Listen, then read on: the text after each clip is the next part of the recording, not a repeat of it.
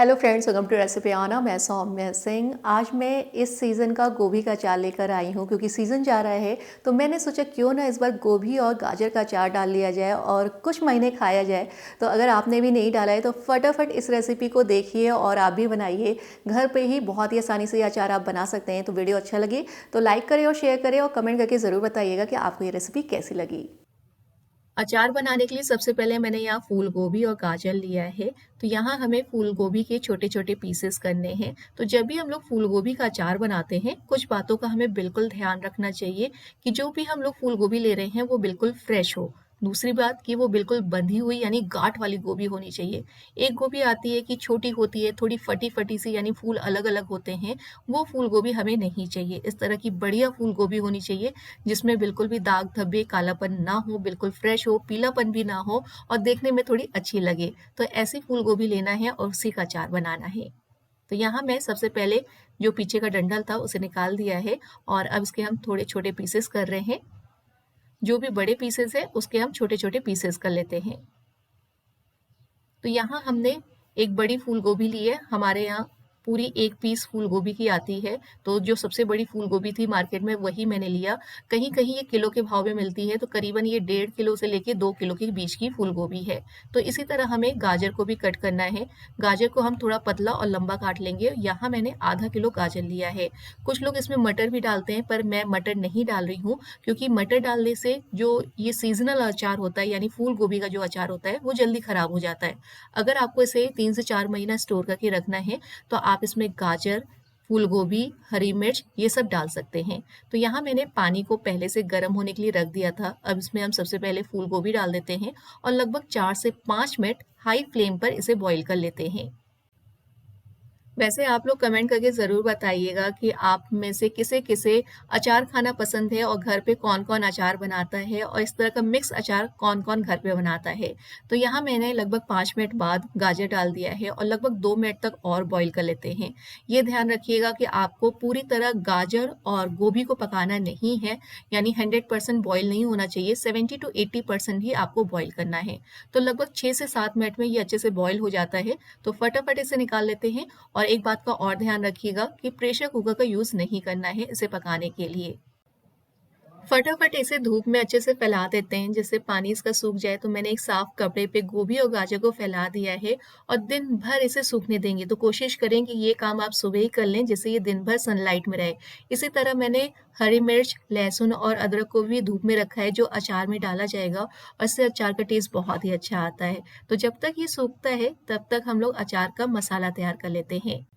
तो यहाँ मैंने सबसे पहले ले लिया है सूखी धनिया जो अचार के मसाले में डाला जाता है। इसी के साथ मैंने पीली सरसों ली है, आप इसकी जगह काली सरसों भी यूज़ कर सकते हैं।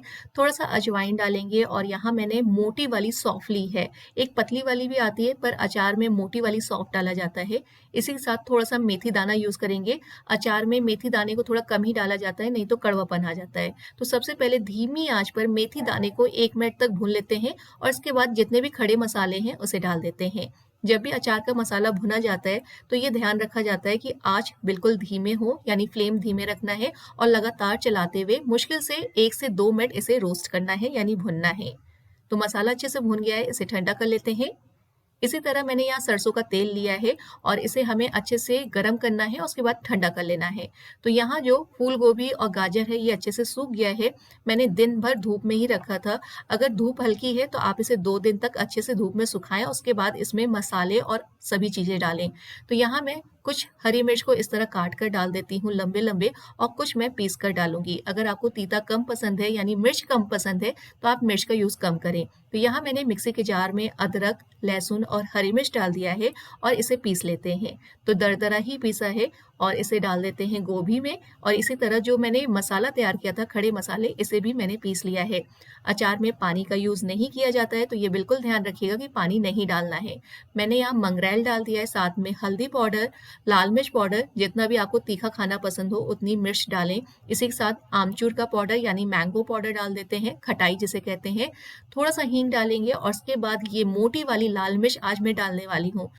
वैसे इस मिर्च का यूज़ भरवा अचार के लिए किया जाता है, पर आज मैं इसे फूल गोभी के अचार में डालने वाली हूँ क्योंकि मेरे पास ये 3-4 ठो बच गए थे, क्योंकि मैंने भरवा अचार बनाया था और कुछ मसाला कम पड़ गया तो ये बच गया मेरे पास। तो अगर आप भरवा अचार नहीं बनाना चाहती हैं, तो आप इस तरह फूल गोभी के अचार में भी इसे डाल सकती हैं, टेस्ट बहुत ही बढ़िया आता है। इसी के साथ इसमें नमक डाल देते हैं, लगभग 2 से 3 बड़े चम्मच, नमक थोड़ा ज़्यादा ही पड़ता है अचार में, और सरसों का तेल डाल देते हैं। तो यहाँ सरसों का तेल ठंडा हो गया है, उसी के बाद मैंने डाला है। अब फटाफट सभी चीज़ को अच्छे से मिलाएँगे, तो आप चम्मच का यूज़ कर सकते हैं, डायरेक्ट हाथ से भी मिला सकते हैं, नहीं तो इस तरह ग्लव्स पहन के भी मिला सकते हैं, क्योंकि मेरे हाथ में मिर्चा बहुत लगता है, छरछराता है, तो इसलिए मैंने ग्लव्स पहन लिया है। तो बस ये ध्यान रखें कि आपको पानी का यूज़ नहीं करना है, अच्छे से 2 से 3 दिन इसे धूप में सुखाएँ ढककर, इस तरह जाली या कपड़े से ढककर सुखाएँ, और उसके बाद इसे आप शीशे के जार में या बरनी में स्टोर करके रखें। ये 2 से 3 महीना बिल्कुल भी खराब नहीं होगा, आप 15 से 20 दिन में एक बार धूप में रख दीजिएगा, जिससे ये बिल्कुल भी खराब ना हो। वैसे इतने लंबे समय तक ये अचार बचने वाला बिल्कुल भी नहीं है, क्योंकि ये इतना बढ़िया बनता है कि जब भी आप नाश्ता करेंगे या खाना खाएँगे, इस अचार को ज़रूर लेंगे। तो अगर आपको ये रेसिपी अच्छी लगी हो तो प्लीज़ वीडियो को लाइक करिएगा, शेयर करिएगा और इस अचार की रेसिपी को ज़रूर ट्राई करिएगा। मुझे यकीन है कि अगर आपने एक बार इसे बना लिया तो हर सीज़न में आप इसे बनाना चाहेंगे। तो कमेंट करके ज़रूर बताइएगा कि आपको ये रेसिपी कैसी लगी। वीडियो अच्छा लगा हो तो लाइक और शेयर करें और चैनल को ज़रूर से सब्सक्राइब करिएगा, क्योंकि ऐसे ही बहुत से वीडियोज़ इस चैनल पे आने वाले हैं। एक बार फिर से मिलेंगे ऐसी एक नई रेसिपी के साथ, तब तक के लिए बाय एंड टेक केयर। इस रेसिपी को आप ज़रूर ट्राई करिएगा। बाय।